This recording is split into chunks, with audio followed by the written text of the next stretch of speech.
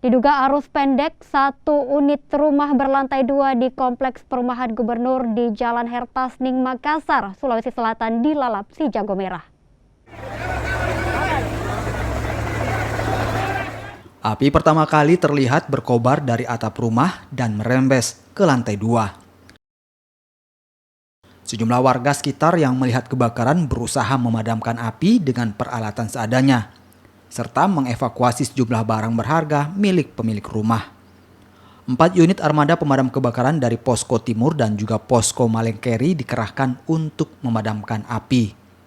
Api pun baru berhasil dijinakkan setelah petugas berjuang selama 1 jam.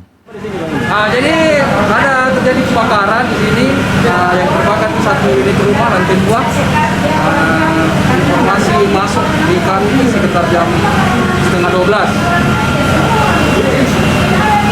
Yang meluncur dari Posko Timur ada 3 unit, ditambah dari Posko Malengkeri 1 unit.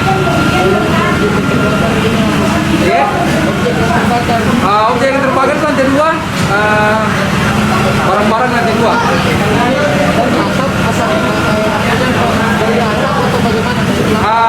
Kalau kami lihat di lokasi kayaknya dari atap yang terbakar, tapi kami belum pastikan penyebabnya apa.